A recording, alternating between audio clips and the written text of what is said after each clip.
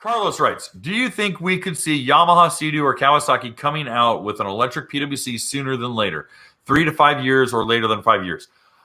Sea-Doo will be the first one.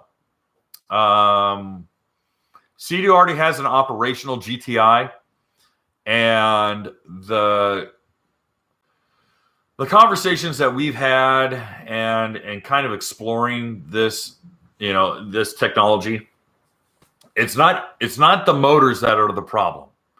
They can make a watertight sealed electric motor. That's not a problem. It's battery life, because no one wants to fork out $20,000 or $15,000 for a electric wave runner or electric jet ski that has a 35-minute runtime. That's not going to sell. People want to ride for longer than 35 minutes or even 45 minutes. And that's not including a reserve time to hopefully get you back to the launch ramp or at least to shore.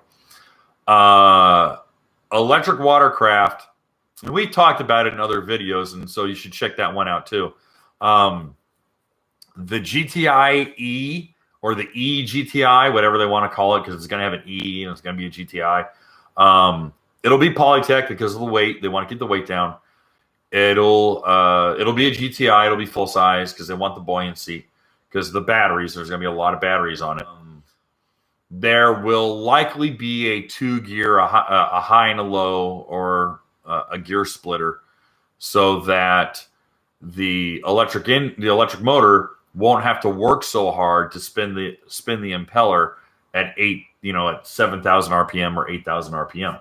You start getting into the problems with pump efficiency. And I was actually talking to Greg Gaddis about this on Tuesday, because he's like, dude, electric ski, you can spin that thing to 20,000 RPM.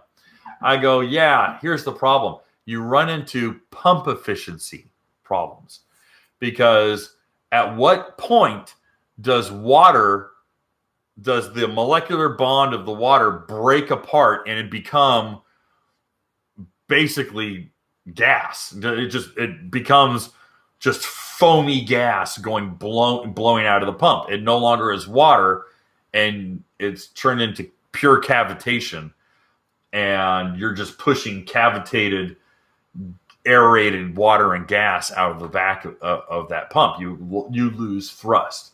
So you have to find the right pump efficiency and maintain that RPM. Because if you've got the pump and the stator and the impeller and the right size pump cone, so that at 10,000 RPM you're producing, an ungodly amount of thrust, well, then you want to maintain that 10,000 RPM throughout the curve. And that's when you start getting a transmission that runs from low gear to gear splitting overdrive. And that way that electric motor can, regardless of the RPM the electric motor is spinning at, the output shaft is always spinning 10 grand. If the electric motor isn't working so hard, battery life runs longer. Load will be pretty much the same. I know there was concern about load on the motor, but the gear splitter on that will likely make that a moot point. All that being said, I still give it 5 years minimum. That's really kind of what I might be way wrong, and might be 3 years from now, but I pretty much give it 5 years before we see the GTI E. Hey guys, thanks for hanging out. This clip was taken from our weekly podcast that we record here every Sunday night at 8 p.m. Eastern Standard Time. If you want to watch the whole video, you can go to the Watercraft Journal's YouTube channel, go to playlists, and then click on live sessions. You're going to see it there.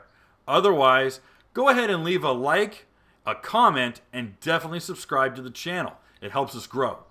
And again, thanks again for watching our videos, and we hope to see you soon.